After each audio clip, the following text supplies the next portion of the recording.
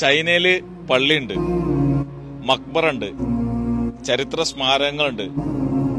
ബഹുമാനപ്പെട്ട അബൂ വക്കാസ് റളിയല്ലാഹു അൻഹുവിന്റെ മക്ബറയിലേക്കും അബൂ വക്കാസ് മസ്ജിദിലേക്കുമാണ് നമ്മുടെ യാത്ര. ആരൊക്കെയാണ് ഇവിടെ മരണപ്പെട്ടിരിക്കുന്നത് അല്ലെങ്കിൽ ആരുടെയൊക്കെ കബറാണെന്ന് വ്യക്തമായിട്ട് എനിക്ക് മനസ്സിലാവുന്നില്ല. കാരണം ഒക്കെ ചൈനീസ് ഭാഷയിലാണ് എഴുതി വെച്ചത്. നമുക്ക് ഏകദേശം ഒരു അരക്കൊപ്പം ഉയരത്തിലാണ് കബറുകളൊക്കെ കിടക്കുന്നത്. പിന്നെ ഓരോ രാജ്യത്തും അതിൻ്റെതായ രീതികളായിരിക്കും, അല്ലെങ്കിൽ ഇതിന്റെ തെറ്റും ശരിയിലേക്കൊന്നും ഞാൻ പോകുന്നില്ല. ഇങ്ങനെ ഈ കബറ് 4 പുറം കെട്ടിപ്പൊക്കിയിട്ട് ഇവിടെ മണ്ണാണ്. നമ്മള് 2 മീസാങ്കല്ലിന്റെ അപ്പുറം ഇപ്പുറം ചെടികൾ വെക്കുന്നതിന് പകരം കബറിന്റെ മുകളിൽ മണ്ണ് ഒഴിവാക്കിയിട്ടിട്ട് ചെടികളും മറ്റ് കാര്യങ്ങളൊക്കെ ഇതിന്റെ മുകളിൽ ആണ് വെക്കുന്നത്. ഇത് എത്രയോ വർഷങ്ങള്, നൂറ്റാണ്ടുകൾ പഴക്കമുള്ള ഒരു മണ്ണിലാണ് ഇപ്പൊ നമ്മൾ എത്തിയിട്ടുള്ളത്. വലിയൊരു ചരിത്രമാണിത്.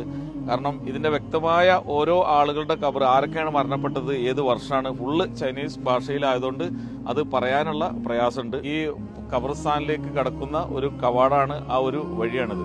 കാലം ഒരുപാട് മാറി, യാത്രകൾക്കൊക്കെ ഒരുപാട് സൗകര്യങ്ങൾ ഉണ്ടായി.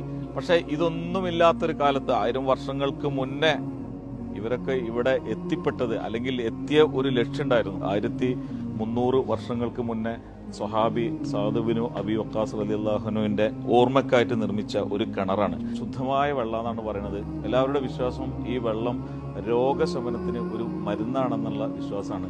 അപ്പൊ നമുക്കും ആ വിശ്വാസം കൊണ്ട് കുടിക്കാം. കാരണം ആ കാലത്ത് നമുക്ക് വേണ്ടി ദീൻ പ്രചരിപ്പിക്കാമെന്ന മഹാനവറുകളുടെ പേരിലാണ് ഈ കിണറും ഈ വെള്ളവും ഉള്ളത്. അപ്പൊ എന്താണെങ്കിലും ഒരു തുള്ളി നമ്മൾ കുടിക്കണം.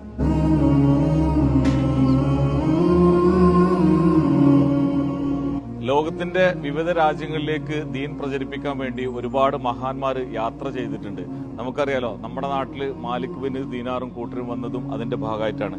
പല രാജ്യങ്ങളിൽ നിന്നും ബിസിനസ് ആവശ്യാർത്ഥം ടൂറിസ്റ്റായി വരുന്ന ഒരുപാട് ആളുകളാണ് ദിവസവും ഈ മക്ബറ സന്ദർശിക്കുന്നത്. പല മതക്കാരും പല രാജ്യങ്ങളിൽ നിന്നും ഇവിടെ പള്ളിയിലൊക്കെ ഇവിടെ വലിയ തിരക്കാണ് വെള്ളിയാഴ്ച ദിവസങ്ങളിലൊക്കെ. അപ്പൊ അങ്ങനെ ഈ ഒരു സ്ഥലത്ത് എല്ലാവരും ഇങ്ങനെ വന്നിട്ടേ വെറുതെ ഒരു ആശ്വാസത്തിന് വേണ്ടി ദിക്റും സലാത്തൊക്കെ ആയിട്ട് ഇവിടെ വന്നിരിക്കുന്ന വലിയൊരു സ്ഥലമാണിത്.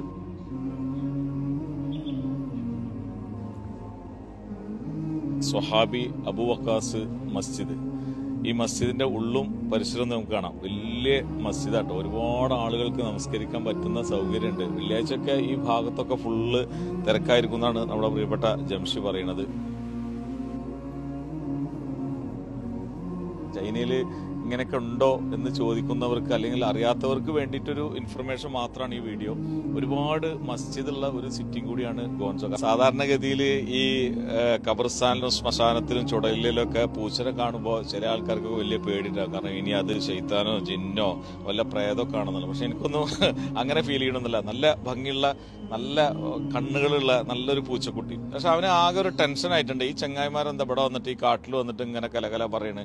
കാരണം അവന് മനസ്സിലാവുന്ന ഭാഷയല്ല, എപ്പോഴും കേൾക്കുന്നൊരു ഭാഷയല്ല. ഇവിടെയും ഈ ഖബർസ്ഥാന്റെ വേറൊരു ഭാഗമുള്ളത്. ഇവിടെ ഒരുപാട് ഖബറാളികളുണ്ട്. ഞങ്ങൾ പോകാം. ഓക്കെ, അവന് സമ്മതം കിട്ടിയിട്ടുണ്ട്. നിങ്ങൾ അവിടെ തന്നെ കാണുന്നില്ല. മൂപ്പരെ ശല്യപ്പെടുത്തേണ്ടതാണ് ഞങ്ങൾ ആ ഭാഗത്തേക്ക് പോകാത്തത്.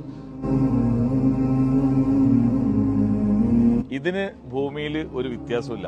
നമ്മളെല്ലാം കഴിഞ്ഞിട്ട് എത്ര പ്രശസ്തനായി ജീവിച്ചാലും, എത്ര പണക്കാരനായി ജീവിച്ചാലും, എത്ര തറവാട്ടു മഹിമ നമ്മൾ പറഞ്ഞാലും, എത്ര ഭംഗിയുള്ള മനുഷ്യരാണെങ്കിലും അവസാനം ഇങ്ങനെ ഒരു കാട്ടിൽ വന്നിട്ട് കിടക്കുന്നവരാണ് നമ്മളെല്ലാവരും. അതിനൊരു മാറ്റമില്ല. ചരിത്രങ്ങൾക്കും ഇവിടെ വന്ന് കിടക്കുന്ന മഹാന്മാർക്കും ഈ ഭൂമിക്കൊക്കെ പല വ്യത്യാസം ഉണ്ടാവും. പക്ഷെ നമ്മളെല്ലാവരും അവസാനം വന്ന് കിടക്കുന്നത് ഇതുപോലെ ഒരു കാട്ടിലാണ്. അത് മാത്രം ചിന്തിച്ചാൽ ജീവിക്കുന്ന കാലം നമുക്ക് നല്ലൊരു മനുഷ്യനായിട്ട് ജീവിക്കാം. നമ്മുടെ മക്കള് നമ്മുടെ ഖബറിന്റെ അടുത്ത് വന്നിട്ട് ഒരു സലാം പറഞ്ഞ് നമുക്ക് വേണ്ടി പ്രാർത്ഥിക്കുന്ന സാലിഹായ സന്താനങ്ങൾ ഉണ്ടാവട്ടെ എന്ന് മാത്രം പറഞ്ഞുകൊണ്ട് ഈ വീഡിയോ ഞാൻ അവസാനിപ്പിക്കുകയാണ്. അസ്സലാമു അലൈക്കും.